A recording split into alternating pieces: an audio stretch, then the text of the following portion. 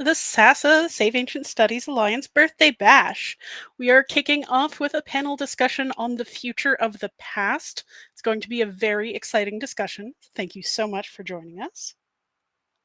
What is SASA? The Save Ancient Studies Alliance works to promote the study of the ancient world and engagement with our human deeper pasts, building grassroots movement through outreach, collaboration, accessibility, and public scholarship. We work towards our goal of inspiring a wide, inclusive community of scholars, learners, and students. You can find us all over the place on the internet. We have our own webpage, of course, but we also have social media. We do have Facebook, Instagram. We're actually no longer on Twitter, but on Blue Sky. We have our YouTube channel, of course, and also Twitch. So do come and find us. We've got a TikTok. We've got an Instagram. We are making it go. This is a live event that is open to the public, so we do ask that you follow a few central rules. Be kind and respectful. Listen and ask thoughtful questions throughout the event. Please be patient with the technology and those administering it. That would be me, so I'd appreciate it. SASA live events are streamed live on Twitch, YouTube, and Facebook, and also some of our partner channels. And SASA live events are recorded and archived, so these recordings will be posted on the above platforms, on our platforms after the event, so just make a note of that. And of course, the most important rule is to have fun. Right now, we are in the Birthday Bash, which is our big fundraiser. We have the SASA Triathlon going on, which is a donations race. So those of us who are participating are SASA members trying to get the most donations before the end of the Birthday Bash. So if you can donate any amount, you can go to our triathlon page and put in your donation for your chosen racer. And the person who you vote for might win a prize. Whoever gets the most the most number of donors by the end of the month will win. Also, you will be signed up for the Birthday Bash donor appreciation events. If you donate $5 or more, there's going to be a donor appreciation event for you. And if you donate a whole lot, well, there might be something special.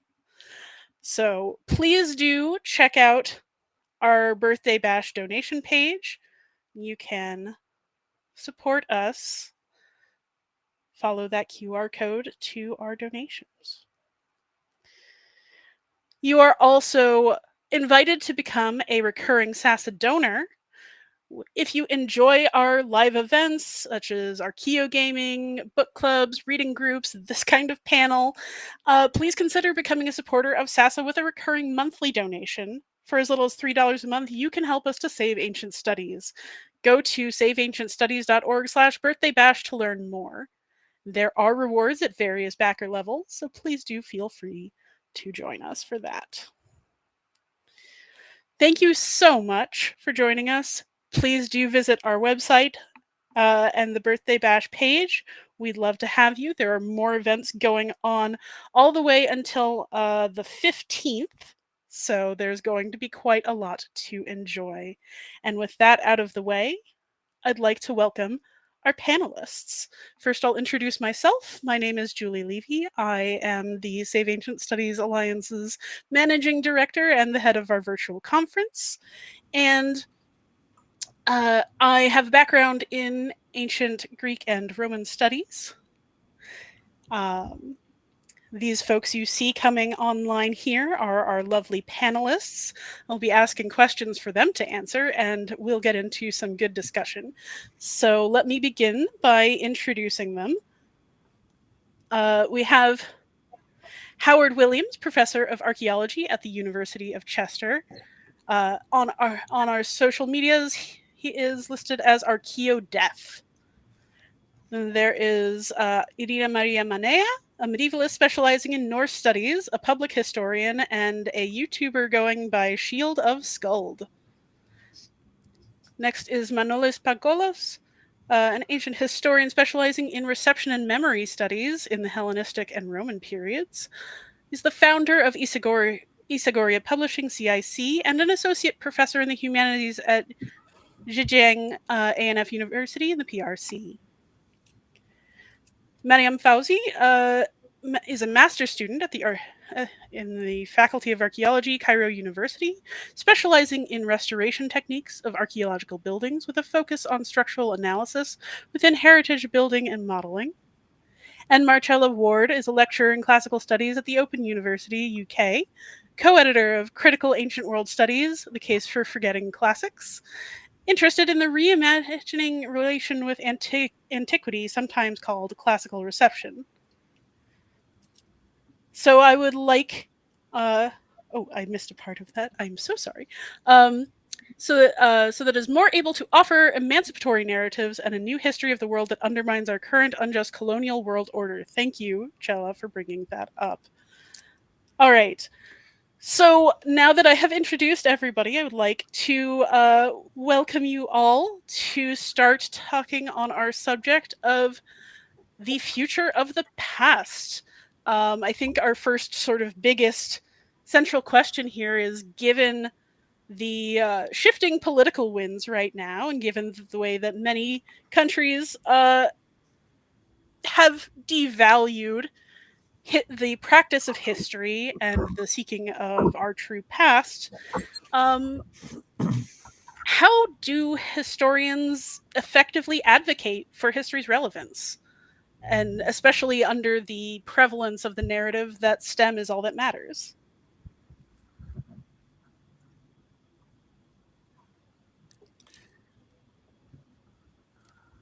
A stunned silence. I know it's a big topic. Who wants to begin? Are you volunteering, Howard? Okay. It's a tough one, isn't it? Your introductory notes just left me feeling absolutely terrified and daunted. I'm thinking of, I think you should be, because these are tough questions we need to be addressing. And I feel I should have some beginnings of an answer, but I don't. It's really daunting given what we're seeing in our individual countries and our global scene, and the lack of trust in academics, the erosion of resources, the deliberate curtailment of funding that we're seeing in many nations, some of which is not a surprise, some of which is perhaps disturbing, even if we saw it coming. And I think we're going to see increasingly, sadly, a lot of voices being silenced, people who aren't able to join programs to learn about the past, who are funding is being ripped out of doctoral researchers halfway through their programs. It's difficult to find any hope or any constructive solution. So all I can say is be loud and as annoying as we dare, and to be lending our voices to a collective efforts is I think all we can do, and challenging that very narrative that we can do without the humanities and with history and archaeology in all its forms. I'm sorry, that's just a really lame opening, but I just thought I'd say something to get people to disagree with me or add more concrete suggestions. Well, I think maybe if I can just sort of jump off the back of that, Howard, I think you're absolutely right, in that fairly dismal assessment of where we are in the world in terms of being historians trying to do this thing that we call history.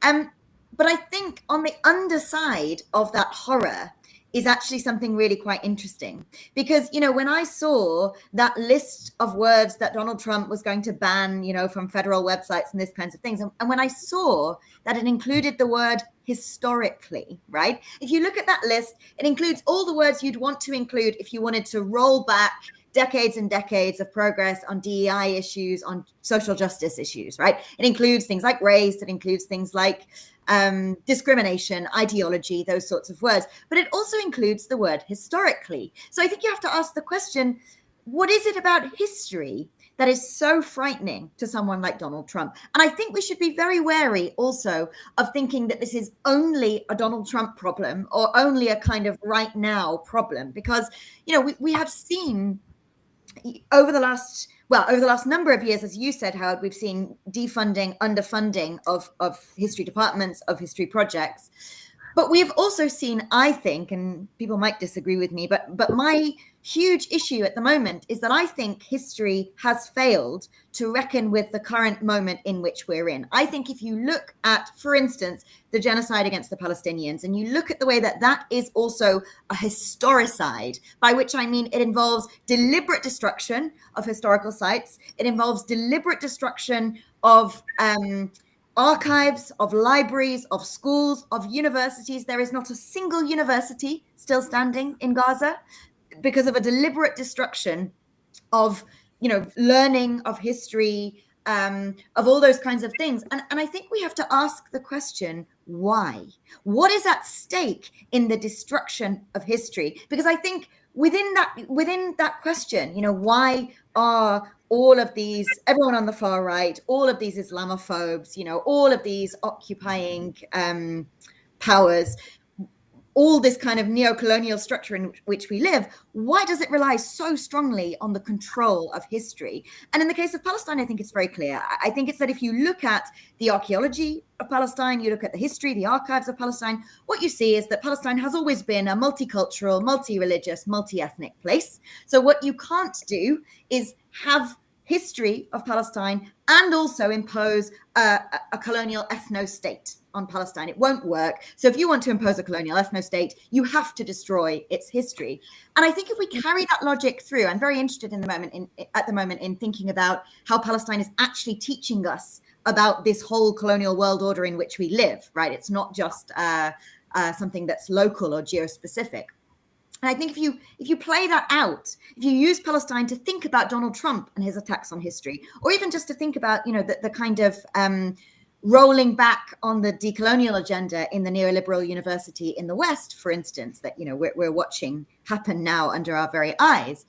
If you use Palestine to think about that, I think where you get to is that we are, when I say we, I don't mean us here, but people are worried about the notion of history, because history was getting us to a point where maybe it might have been possible to overthrow that neo-colonial world order, or at least to think differently, to organize the past differently, in such a way as to denaturalize the world order, the colonial world order in which we live. So I think, yes, on the one hand, Howard, I completely agree with you, the situation is dismal. On the other hand, I think precisely because it's so dismal, we're also seeing precisely what history can do. And that, that liberatory, emancipatory thing that history can do that everyone's frightened of, that's what we have to go out there and fight for, I think.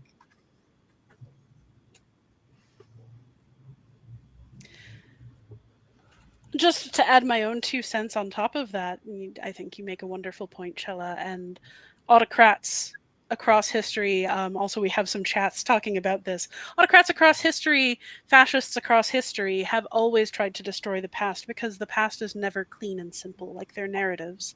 The past is full of real people, real diversity, and real freedoms that any autocratic, any regime of that nature is going to want to erase. And so we see the same kind of thing in ancient China, when a dynasty wanted to erase the previous one. We see the same kind of thing in World War II, when they burned all of the books that didn't fit their narrative in Germany.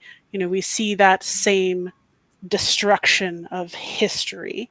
And so the very fact that history is one of the first things they go after tells us that history is powerful. And I wonder if any of you want to speak to how you feel that is, where we can go with it.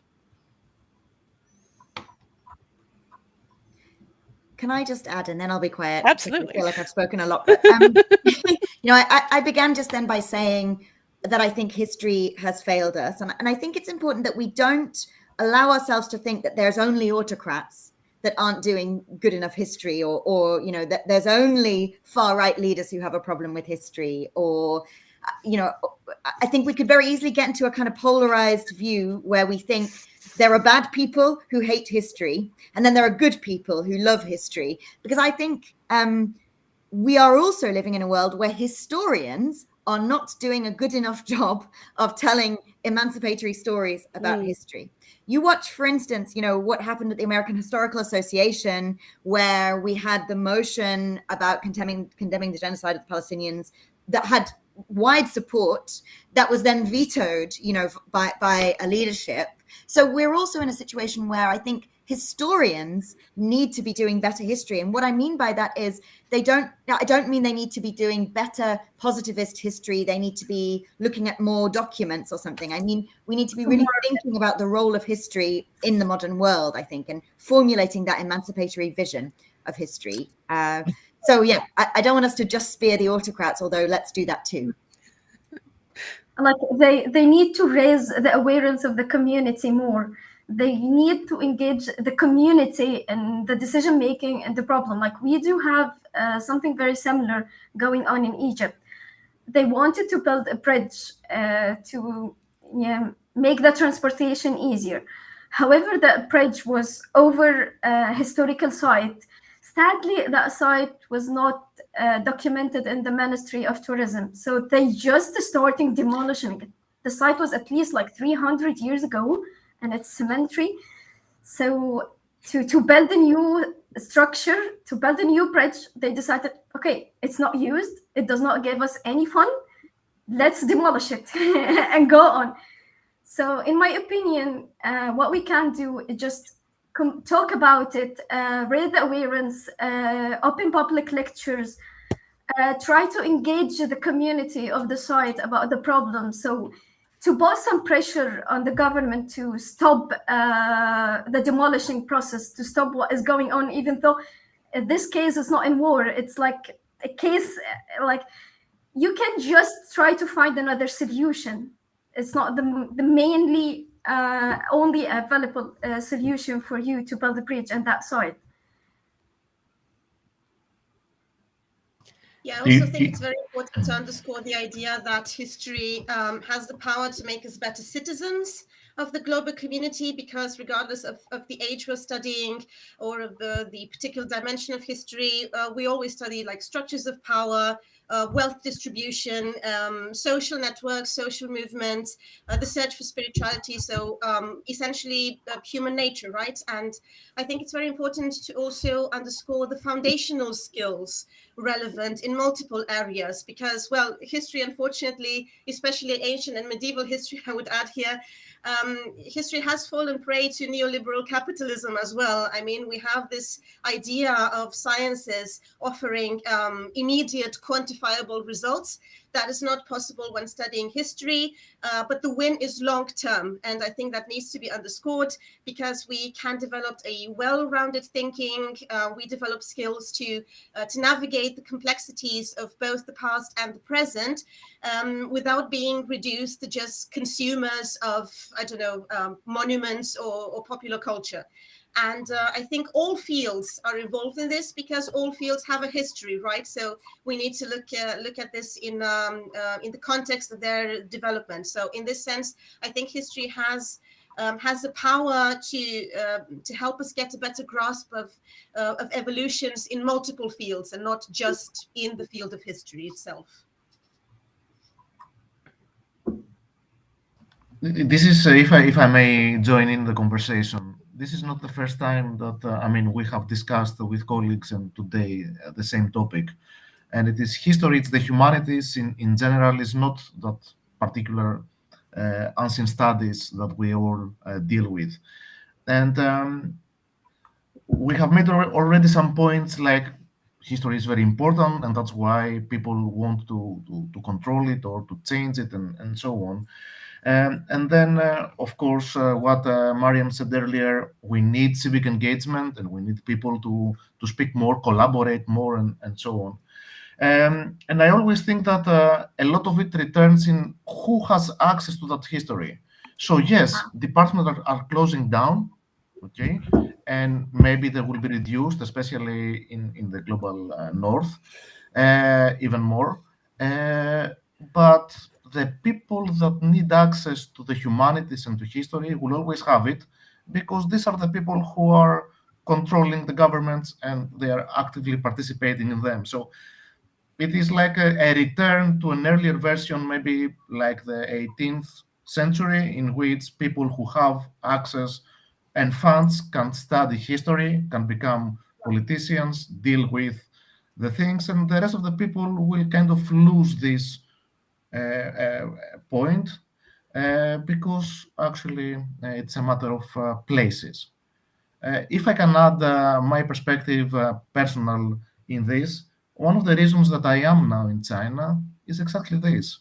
A lot of things are going wrong in the global north, and if China belongs to the global south, it seems that there is the last, I would say, 5 years for sure, revitalization of the humanities.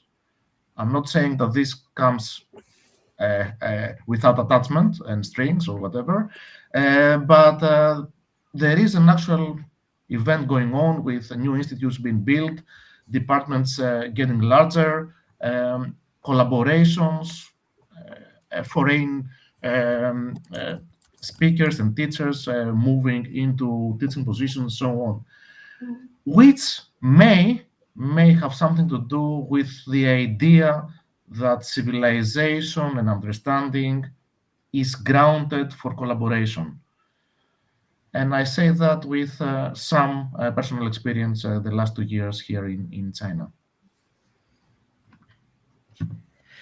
I want to pick up on something that I'm starting to hear as a thread through all of your responses, that that there's more we can do as historians to engage people outside of the university, to break that narrative that STEM is all that matters to the working people, as it were.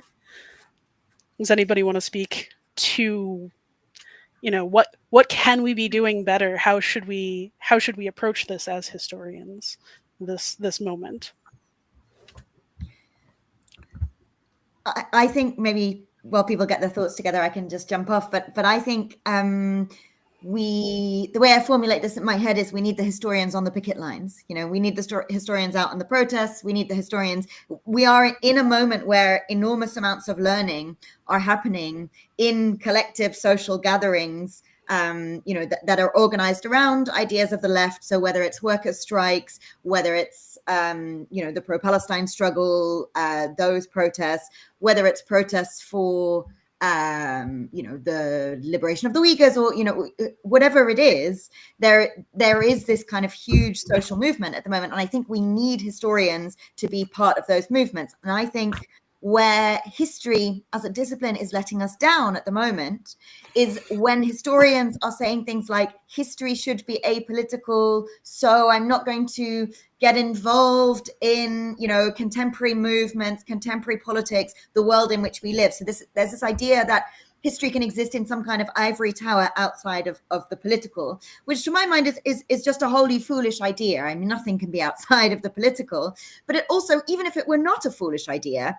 that wouldn't be a kind of history that I would want, because I think it would be extraordinarily difficult to go out into the world and make the case that history matters if I also had to say, as these apolitical historians apparently have to say, that, history does not have purchase on the world in which we live, which is in the end what political means, right? Involved in a contestation about what sort of a world we live in. And I think history should be at the center of that contestation. So, I take a lot of anger from historians who very loudly and often in very offensive language will say to me that I'm politicizing history and history should be apolitical. I think that's the wrong way around. I think if you want to make the case for the utility of history in the world, you have to accept that history absolutely is involved in the struggles in which we're involved in the present day.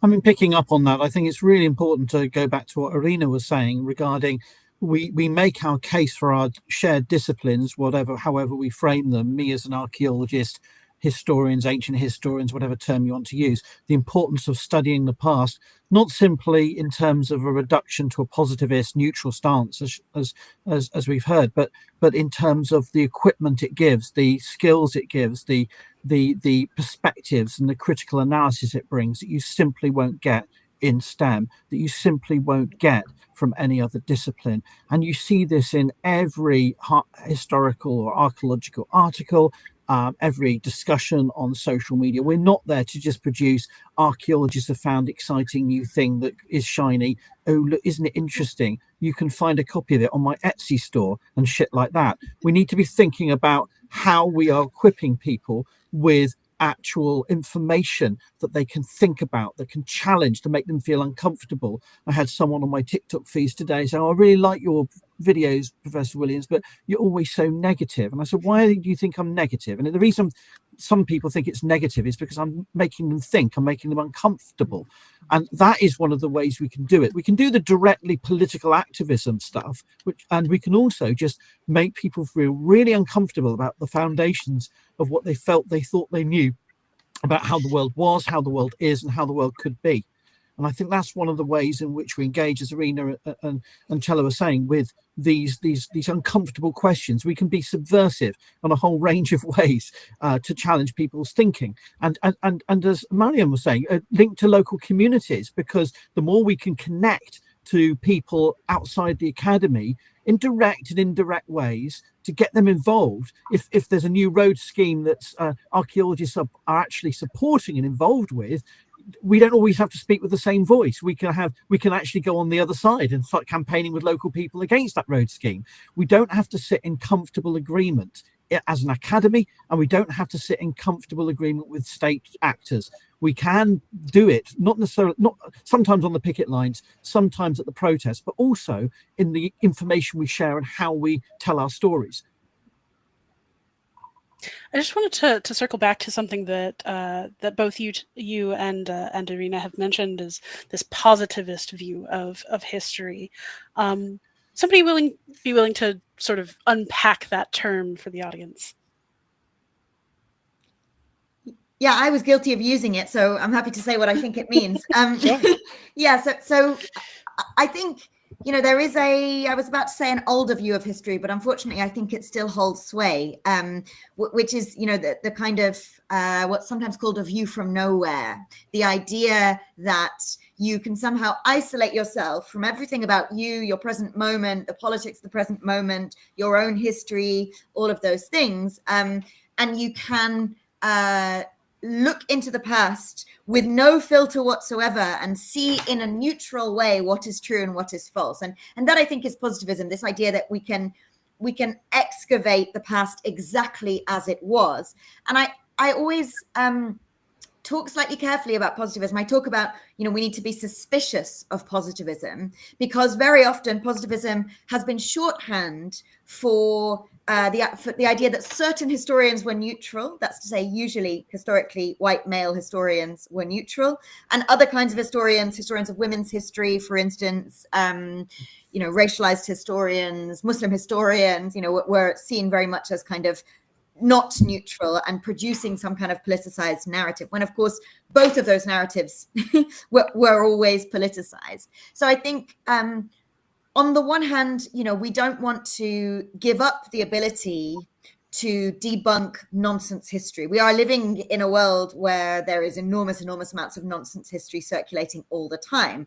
And it has to be the job of the historian to be able to talk about evidence. But what that doesn't mean is a kind of naive positivism of saying, oh, well, I just look at the evidence and it tells me about the ancient world exactly as it was, because no body of evidence does that. So positivism is that desire, I think, or that search for a kind of neutral access to something as it really was, rather than understanding that we create history at the same time as we try to learn about it.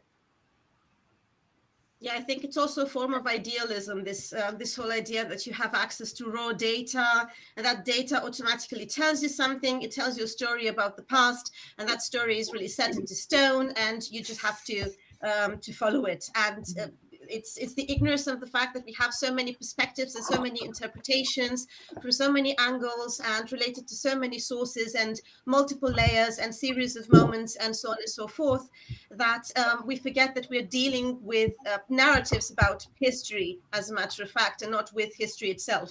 So that's something I think we can blame Ranke for.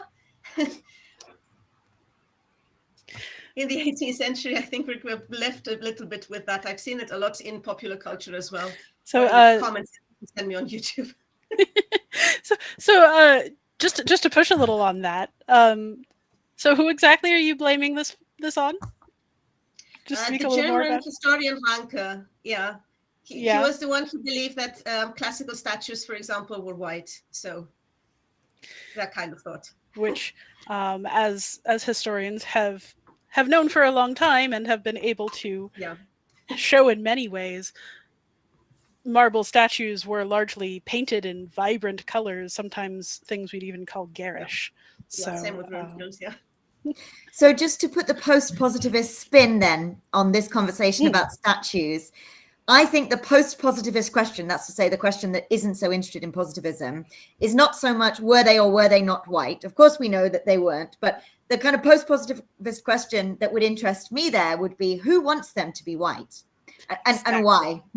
and why do they want them to be white? What sort of an image of the past are you trying to portray when you try to set up this white ancient world? And you know, that ties in with, this is not just a Greeks and Romans thing, right? I've heard Howard many times on TikTok talking about, you know, this idea of white Europe, white indigeneity, all these kind of manufactured white supremacist ideas. And what's happening there when someone says, well, when someone tries to imagine the Greeks as entirely, you know, ancient white people of ancient white Europe, what's happening there is white supremacy is taking this idea of history and is trying to spin it for its own gain. So for me, the interesting question is not so much were they or were they not really white, you know, which is always going to be a reductive kind of question, because you'd have to ask the question, well, what is whiteness? Is whiteness something transhistorical, or is it something that's different in different societies? But yeah, the interesting question is who wants them to be white and why do they want that? Yeah, I agree. It's very much about the narrative that you're using history to tell. And you know, as Howard was saying earlier, it makes people uncomfortable to interrogate the simplified narratives that they've been learning, and that is something that I think we as historians do in fact have to wrestle with and reckon with as a part of our job in this climate. So yeah, Manolis, please. If I can interject again, the question, because we're getting again, it's kind of a spiral conversation always. It's like who gets to be a historian? I mean, the problems that we're discussing about the future of the past is problems that we also need to kind of self-reflect on as people who work in academia or in the fringes of academia or transcending those spheres, and we haven't solved them. I mean, whatsoever. And it is really, I mean, it is normally bubbles, academic bubbles that they do not communicate. Okay, people who read a specific language over the others, people who do not want to read others because they think their research is better than others. Okay, and goes on and on and on. And there are multiple discussions we can do about language barriers and about access and all this, but we still lack really collaborations that go deeply. And I say it in a good way. I mean, it's nice to have a discussion about classics in Africa, but this discussion should not be part of Oxford or Cambridge event in a good way. It can be an event of Saving the Ancient Studies Alliance. So civic engagement means also opening up, going to grassroots movements, collaborating with voices that are not very often heard, okay? Trying to change your perspective for other people's perspective, and so on. So we really need to self-reflect. What have we done internally in order to help externally the disciplines work? Yeah, Manolis, you're bringing us right to what I think is a really the heart of this entire question, which is, you know, we have such an interconnected world now with our ability to collaborate across time and space and language barrier. So how do we actually move past this point of, can see so much of the white Western world, the global North, however you want to frame it, the imperial core, viewing the world as Eurocentric, as white, as Chela was saying.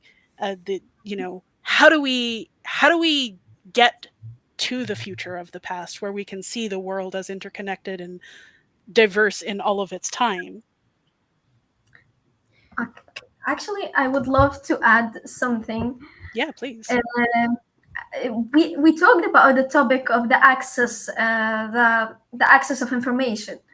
Nowadays, even though like the world became a small village, however, still technological development and a lot of paper that even if it's supposedly to be accessed online, it does have some sort of class aspect. I mean by that, I'm gonna tell my own story. Actually, I'm a conservator, and my work mainly focus about the documentation of historical structure in Egypt. So when I first started to let's start master and let's start working on my thesis and so on, I started to read what other people wrote, what the technological development have reached nowadays. In the case of documenting archaeological sites, they use new technology like photogrammetry equipped with the 3D laser scanner, and they equipped both technological in order to give the best result, the best documentation of any type of artifact. In my scenario, and in my faculty, I couldn't find a laser scanner, which was not available. So I was like, should I try to contact someone?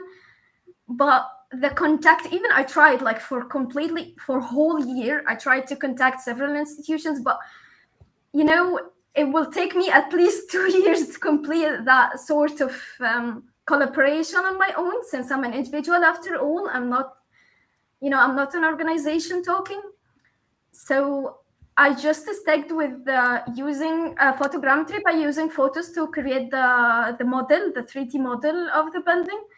Even though it gives a great potential, but after all, it's not as good. It does not give great results as using other technology that is already available around the world.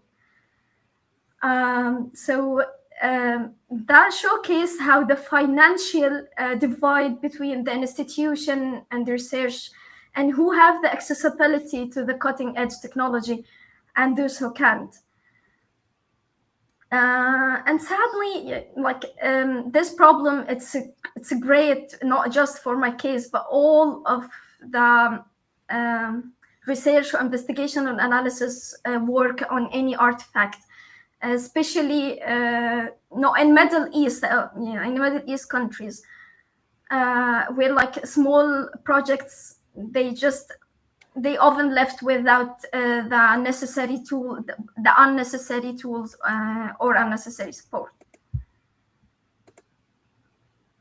Yeah, there's definitely a lot of unequal access across the globe. Sorry, I didn't mean to cut you off. Yeah. Please continue. No, that's fine. Okay, that's fine. Can I add something on the question of how do we get to the future of the past? Because I agree with Manolis about this idea of collaboration, and that we don't actually know how to speak to each other as historians, people who deal with the past. But I think for me, it's not just an interpersonal thing that we don't know how to speak to each other. I think we have to look at the past of the past before we can start to think about the future of the past. Because if you think about, why is it, for instance, that someone like me is called a lecturer in classical studies, whereas someone who studies ancient Africa, or someone who studies ancient China, or someone who studies ancient India, for instance, wouldn't sit in classical studies, because even though classical studies is increasingly trying to think more globally and all those kinds of things, like medieval studies, it's had a kind of global turn, but it hasn't substantially changed what the vast majority of people do when they do classical studies. And that's a question of training. We train them in Latin and Greek. And so the Greeks and the Romans, are at the center of everything they do. But I think we have to kind of get over the idea that it's individuals or that this is a problem of individual people. I actually think this is a structural problem. And I think and that's what I mean when I say we need to look at the past of the past.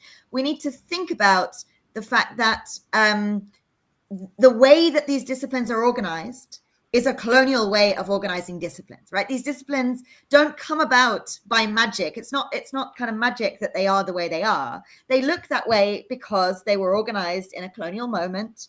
They were then exported around the world under European colonialism. And that's why Eurocentrism isn't just a problem for Europe and the West, right? It's also something that Britain, for instance, went and exported across the Caribbean into India.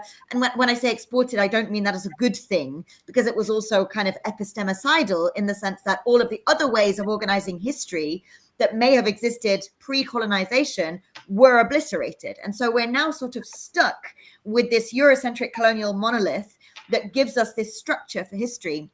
And I think it is not at all a helpful structure. It's not helpful for thinking about a global world. It's not helpful, as Mariam says, for looking at the inequalities within the world and, trying to bridge those kinds of divides, because it was never set up to do that. It was set up to be Western supremacist. It was set up in a world where Europe, was convinced and was building a world where Europe was better than anything else. So I think we have to, if we want to have a better future, we have to look at the past of the past. We have to stop thinking that these disciplines come about in some kind of natural way and think about them as constructs of colonialism. And I think only when we do that really kind of deep decolonial thinking.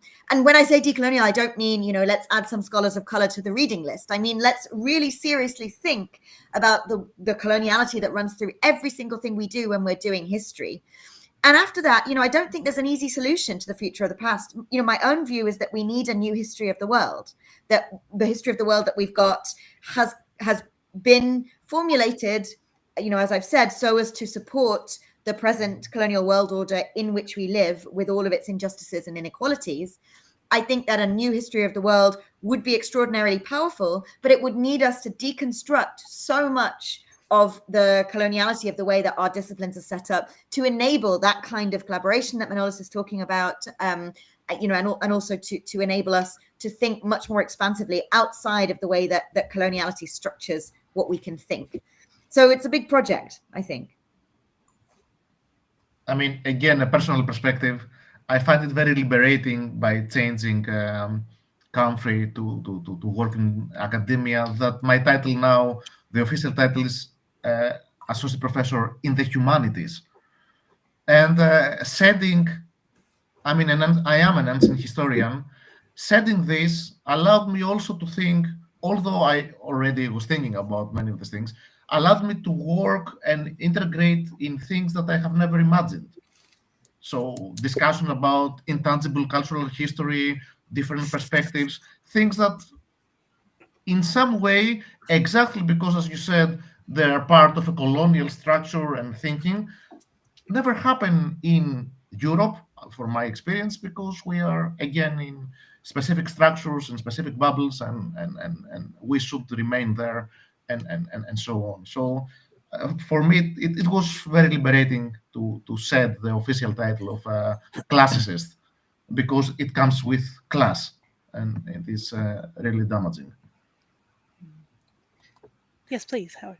May I disagree with Manolis in one sense? Of course, I totally respect their perspective and their experience of that cross-disciplinary framework, allowing more freedom to think, to collaborate, and I accept that. But I also see this language of decolonization and the language of interdisciplinarity of cross-humanities research in the UK being used quite barefacedly as a stick with which to hammer our disciplines into non-existence. So it's not, I don't deny the importance of disciplinary, of breaking down these labels, of breaking down these structures that we've inherited. I've tried to enact as best as possible in my own work and in my collaborations, at least some of that. But I also see universities are clever. They're neoliberal institutions, and they will use every bit of this language to find an excuse to make people redundant, to shut courses, to pull out funding, to funnel funding into things that allow certain disciplines to thrive and others to wither. And so we have to, I'm a bit, perhaps I'm just being pessimistic this evening, but I do feel that this very language that we are supposed to embrace and engage, and this is the rhetoric of the UK system all the time, it's supposed to constantly embrace change, embrace interdisciplinarity, and this is and cross humanities collaborations, and that means usually, in my experience, that means we can have 3 people doing the work of 9 because we don't need the disciplines of and therefore we can do it. So yes, I love the idea of working that way, and I agree that that's a noble goal, but I see often that language being used to say, oh, we don't want to, there's no interest in this area now because it's not decolonial enough, so we can shut down and lose those lecturers. And so that's why I'm very, very worried about how, not that I agree with the point, I just worry about how it's manipulated by bad faith organizations and actors. Yeah, no, you are on the spot, really. Yeah, you nail it.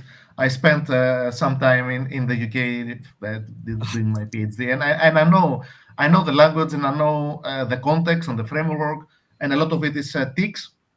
It's just reducing in. Is it the box ticked? Yes. Yeah. Okay, we can go on, or we cannot go on, and this means nothing actually, because we know. I mean, some of it we cannot. It is the same problem as I think everywhere. I was in the Netherlands, now I'm in China. Similar aspects about what is doable and not are there, and bureaucracy is there, and things like that. But I say again, the language is very important, but it is not the understanding that we care, it's the use. Because when we hear interdisciplinarity, we understand a different thing from the administrators. Okay, we understand what we mean and what we want to do, but the administrators do not really care about our meaning. It's another plausible explanation of the same meaning.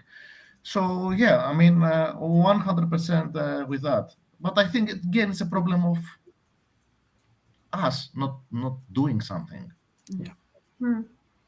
Like, how do we fight the system if the system is the problem? And I do want to come back to that idea of the university is a neoliberal institution, and it is something that we have to contemplate.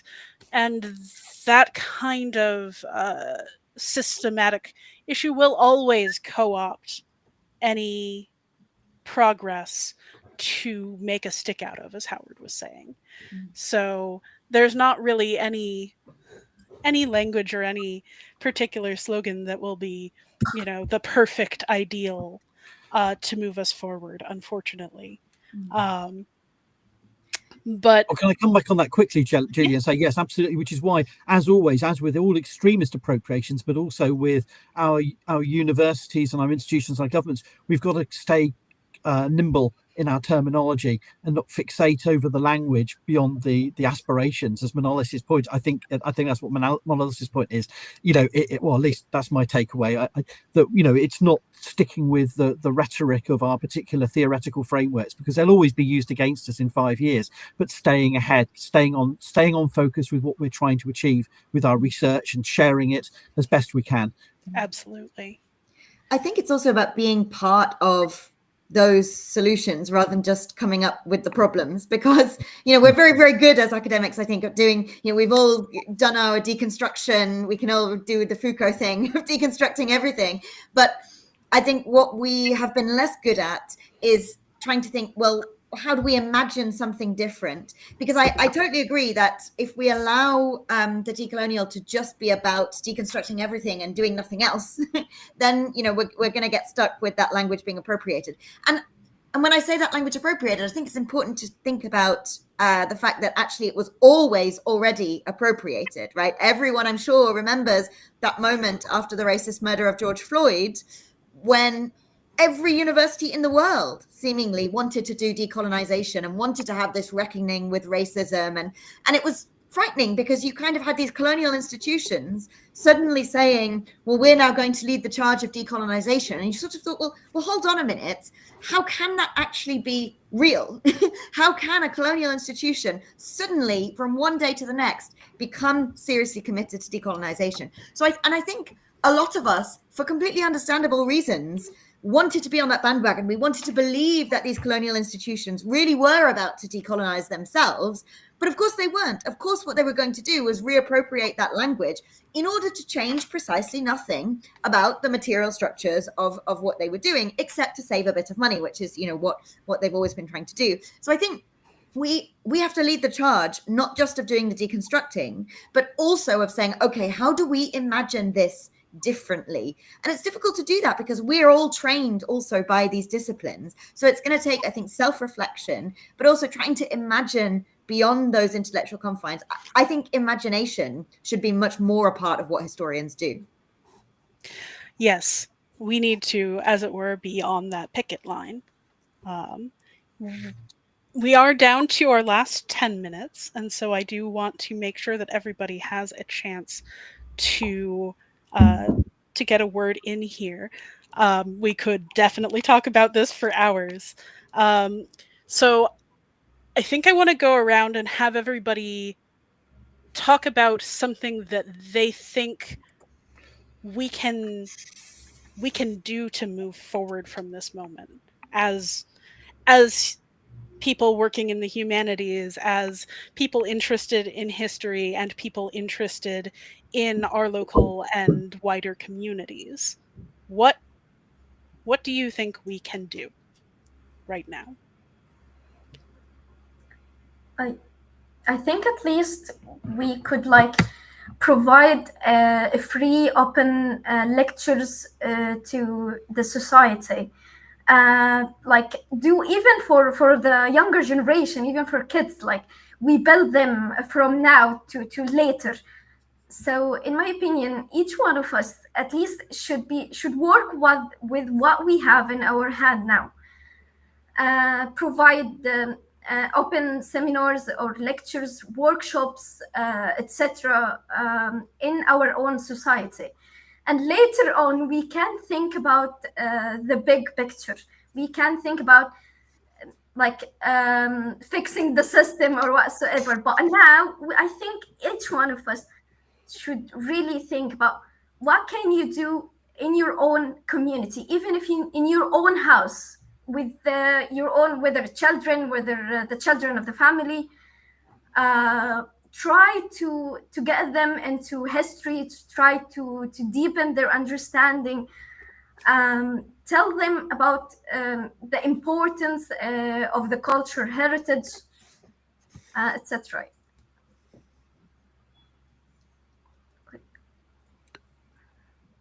Howard, I'm really looking forward to your answer. Okay. I'll give it a go. You're our pessimist for the panel.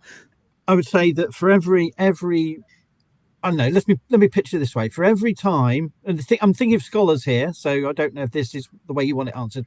For every PhD student or master student or early career student, for every one thing you do to try and fit into the system, say another peer-reviewed journal article appearing with an expensive publisher, badly typeset and without any proofreading done by anyone who can understand the language you're writing in. So let's not name names, but Taylor and Francis, for example.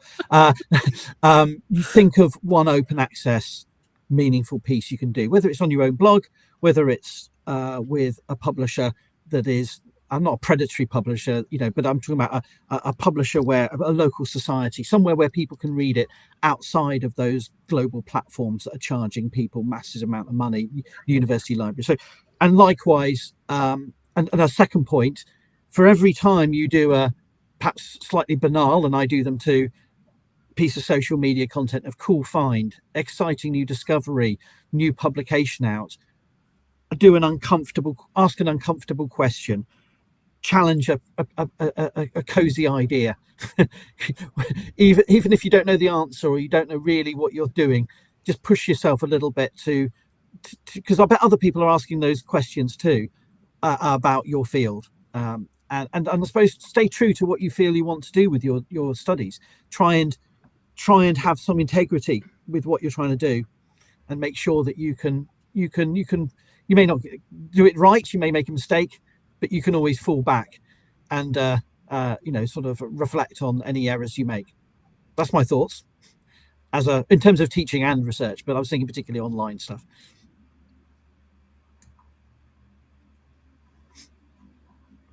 Yeah, I'd say I'm on a similar line here. So first of all, bridging the gap between public history and academic history. It's also very important for me and part of what I do with my YouTube channel and more recently with my Substack. And the second point I want to raise is that of gatekeeping, because in my personal case, I am, by a very unfortunate mix of circumstances, let's say a semi-independent researcher. I do have a contract with a small university in the States, but still my title is preceptor, which is something I don't really appreciate.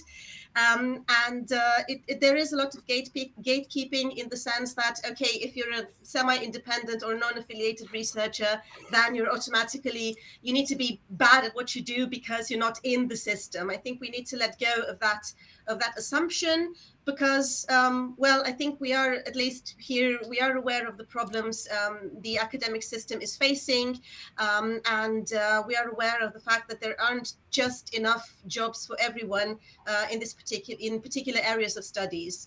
So, for example, I come from Eastern Europe, and very late in my scholarly career, I realized that I want to do Nordic studies. I don't want to do Roman history because everyone was doing Roman history, so I switched specialties. And that backfired, but at the same time, I don't regret it because I had the chance to do something very original, at least for the background I come from. So even as an independent scholar, I discovered in the past few years that there is a lot of things that still can be done, and not only with public engagement, but also in academia. So people shouldn't be discouraged to send their papers to journals, because some very serious journals do publish independent researchers as well.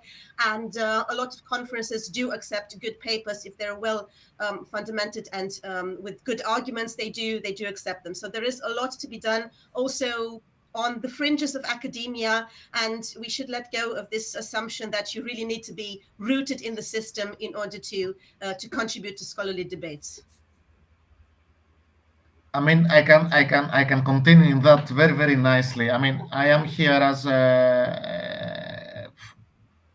someone who deals with humanities, but I will also say, let's do this kind of grassroots things. So if mainstream academia does not accept us in some ways, we can find our own way to be accepted by doing what we like. So that's why, and without advertising, that's why we started with a colleague, Isigoria Publishing, trying to make people publish their work a bit more openly, without constraints, without money, because what Howard said earlier, I mean, it is crazy. The academic publishing is out of this universe. I mean, the prices, the ideas, the quality. Don't even start to discussing that. So, what can we do? I think that we should start on thinking in generally history. Okay, we need to think about the margins of what is the history that we have been teaching or we have been learning. If this means for classics, for example, which is our area, classics is a European construct. Of course, there are other civilizations across the Mediterranean basin, which should be classical, okay? And there are, of course, other civilizations in other parts of the world, which may be more classical than classics. As in China, as in India, I mean, Mesopotamia, we name them. We don't learn about them, anything, okay? Be a bit uncomfortable with asking those questions, like Howard said, that you don't know where they lead, okay? Just on top of your head, say it loud, put some people think on it, your students mainly, colleagues, discuss something positive will come out for sure, 100%, because we're, I think, good in critical thinking. And the other thing is, like, having moved a bit around, I understand more than ever that history is universal in many ways. Okay, so what we have as cultural understanding should be world history, but at the same time, history is local. So classics, it's a local European, Greek and Roman history. Okay, there are other histories like that, and we need to communicate with them in this kind of locality, whatever that means. Okay, and I think that will get us through at least some of the obstacles. That is my 2 cents. Just to pick up on that, I always describe classics as a small area study that got universalized, became much more important than it really ever should have been when you look at the whole diversity of the world through European colonialism.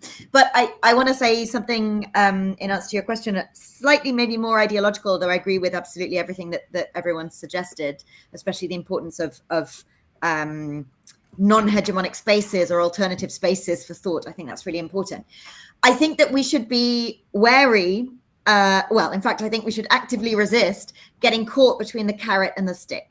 What I mean by that is when you deplete a subject of its resources, you make the scholars within that subject very manipulable, because all you have to do is offer them a small carrot and they suddenly will jump on ideologically to whatever that carrot is offering. Or you have to show them a small stick, or a big stick. In fact, you have to say to them, well, if you, let's say, campaign for the liberation of the Palestinians, ICE agents will show up at your door, and kidnap you or disappear you. There are big sticks too, but once the subject is under-resourced, people become much more manipulable. And I think that's very important. I want to reflect back on the way that China has figured in this conversation, through what I'm saying about the carrot and the stick, because I think we should be suspicious of state narratives of history. And that also means being suspicious of states that start to invest hugely in history. And that's what I mean by the carrot, right? You might think as historians, we would say, oh, look, a state is investing suddenly in ancient history. How great for all of us. I think we have to be wary of that, because if you ask the question, why is China in this current moment, really, really obsessed with ancient history? One answer, very, very tragically, is the genocide of the Uyghur Muslims, right? One answer is because China is rewriting history to write out the Uyghur Muslims. They're not the only group that are being written out of Chinese state history, but the Uyghur Muslims, particularly, who are being written about, the history is being rewritten so that they're a kind of late coming invader to East Turkestan, which has been their land for an extremely long time. So I think we have to be, I'm just using that as an example, because I think that we have to be very wary of the way that states, and especially ethno-nationalist states, are invested in history. So we need to be aware of the precarious situation we're in, but we should never be so aware of the precarious situation that we could be taken in by the idea that state investment in history is always a good thing. I think we have to stay really suspicious, as everyone's been saying, it's a kind of obvious point. We have to stay very suspicious of state investments in history and state narratives. In fact, grand narratives of history in general, we should be suspicious of. And we are in this moment of huge repression of academic freedom. And for as long as we have that voice, we need to use it, and we need to use it in support of each other, because if we anticipate losing it and don't use it for that reason, we've already lost it. So we've got to use the voice that we've got, and we've got to be suspicious of the way that we are being controlled as our resources are being taken away. Thank you all so much for this wonderful discussion. I think that's a lovely note to end on. You cannot appease the people who are going to take this away from you. It's just not possible. It's not even just a moral imperative. It's also a matter of they will never be satisfied until they control it all. So on that note, I would like to thank all of our wonderful panelists. This has been a really engaging discussion. I wish we could continue it longer. I'd like to thank our lovely audience and the chat, which has been asking some great questions I wish we'd had time for.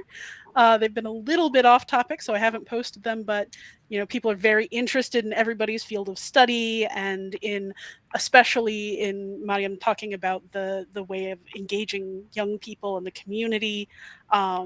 and in the sort of cross-disciplinary stuff. So I'd love to see that in a future topic. And hey, I'm just going to make this pitch here at the end of this topic for Save Ancient Studies Alliance, which is trying to create a non-boundaried space, an open space for discussions like this.